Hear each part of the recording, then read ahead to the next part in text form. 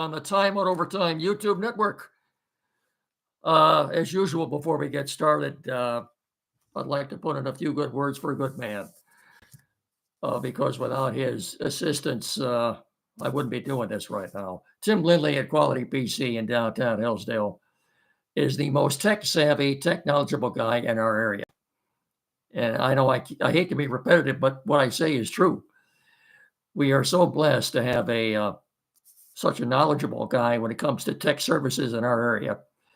Uh, you won't find more qualified man to do whatever it is you have needs to be done, whatever issue you've got.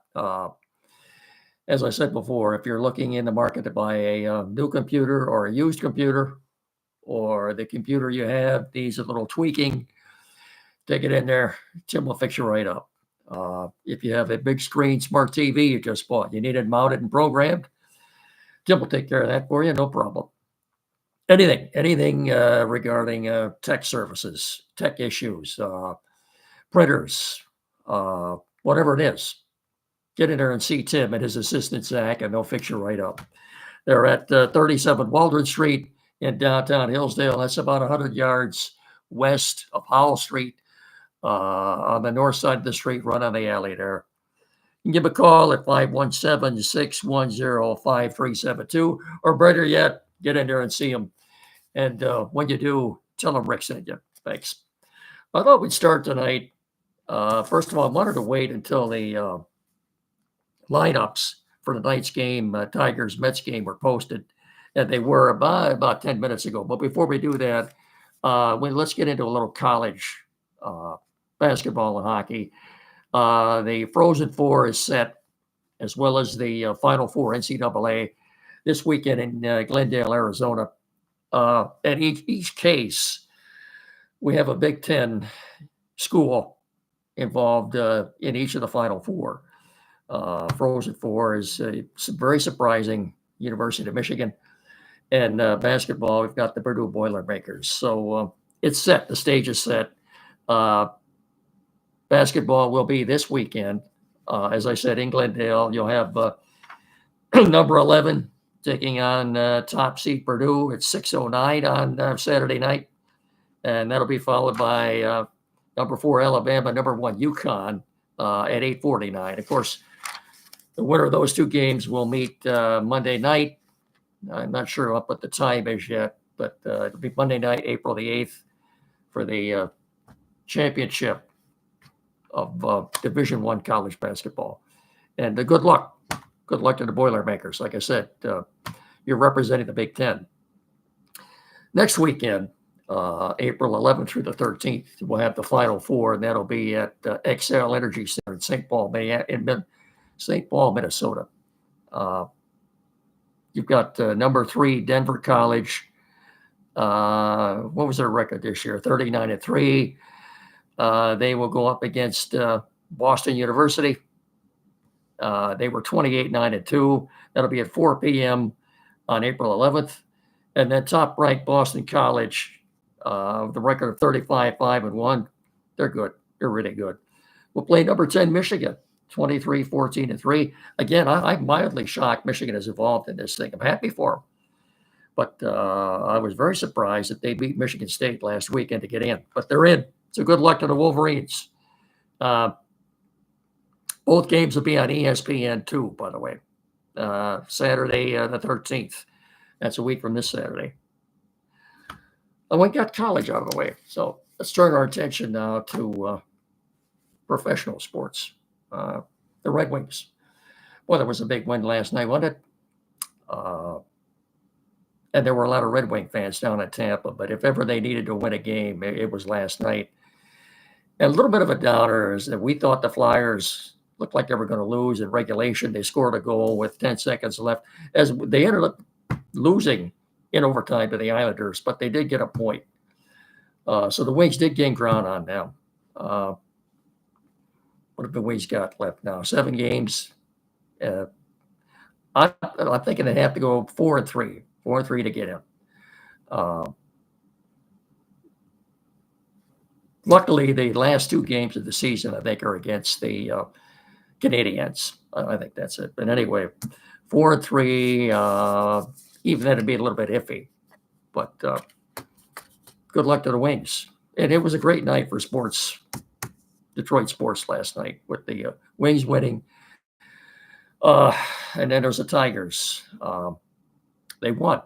The pitching's been very good. They're 4-0. They're undefeated.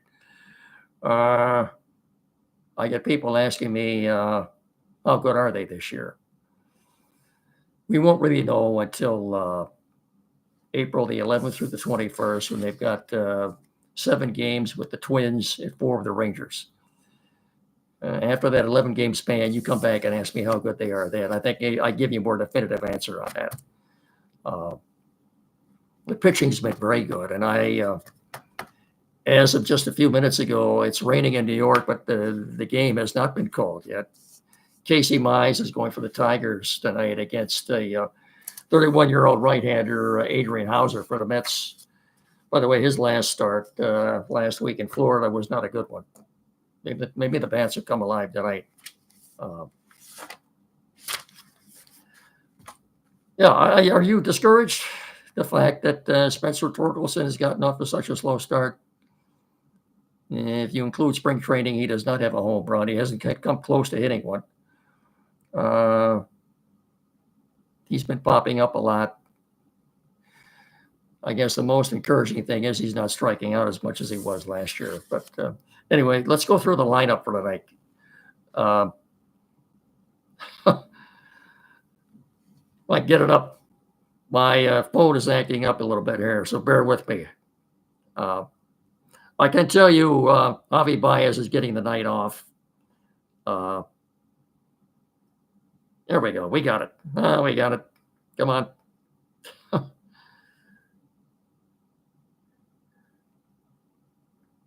Parker Meadows leading off in center field. Spencer Torkelson at first base batting second. Kerry Carpenter, the DH, hitting third. Riley Green in left field batting fourth. Matt Verling batting fifth in right field. Colt Keith at second base batting sixth. Carson Kelly catching seventh. Gio Urshela at third base. And Zach McKinstry is playing shortstop tonight, batting ninth. So I like the bench they've got. I don't think it's any coincidence that Carson Kelly is getting more playing time right now than Jake Rogers. He's a hot hitter. And he's a very pleasant surprise. He had a good spring. And he looks like he's already one of the team leaders. Yeah. So, the Tigers, let's see. So this is what they, trying to think, in 2005, they started 6-0, but they only won 74 games that year. Of course, in 1984, they went 9-0, lost a game, and won their next 7 to start 16-1.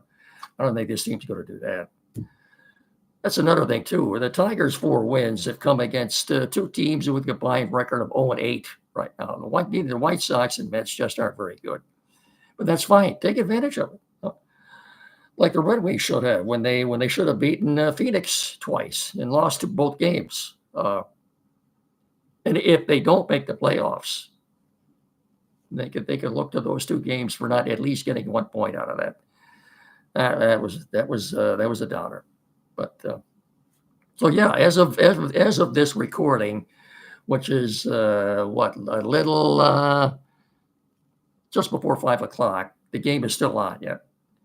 I know Casey Mize is probably itching to go on this one, and with the schedule the way it is now, it has become very hard to reschedule games because you're playing everybody now, and nobody wants to play doubleheaders.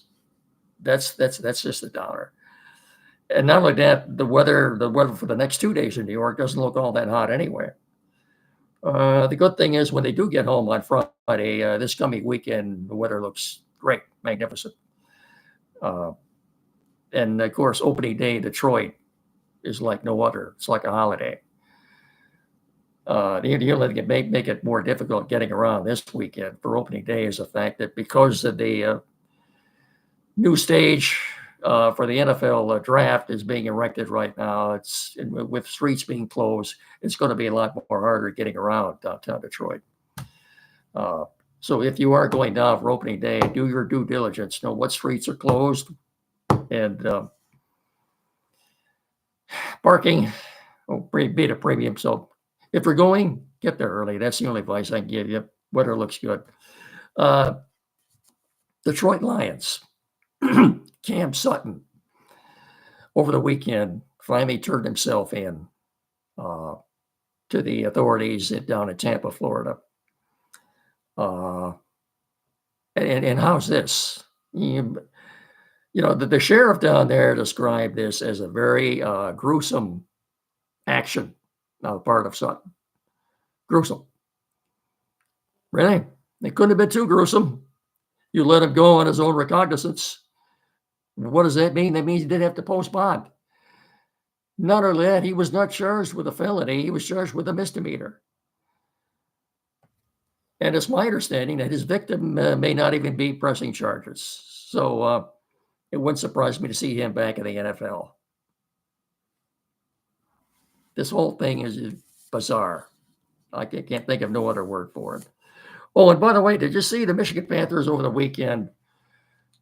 Kicker by the name of Jake Bates won the game Sunday with a 64-yard field goal. In fact, he kicked it twice. The first time they called timeout, he came back and kicked it again. And this time it counted. Folks, that thing hit the net behind the goalpost. It would have been good from 70. So as you might expect, there are several NFL teams inquiring about his availability, including the Lions. Remember that name, Jake Bates. I think he's 25. Not really sure where he played his college ball, but the Michigan Panthers, what was the crowd there? Less than 10,000, maybe 9 something. By the way, did you see the crowd last Sunday at the Oakland Coliseum for the A's Guardians game? Paid attendance, 4,100. And I don't think that included the Possums either. No. And I'm not really sure where that stands on the A's move to Las Vegas either. That's far from official. We'll see where that ends up. Have we covered everything tonight? I think we have. Don't forget the Timeout Show every Saturday morning on WCSR 92.1 FM with Andy Brown. And I will talk to you folks again in just 2 or 3 days, depending on what develops. If there is any late breaking news, I'll come in and do a special podcast. So until then, take care of each other. We'll talk to you again next time. Bye-bye, everybody.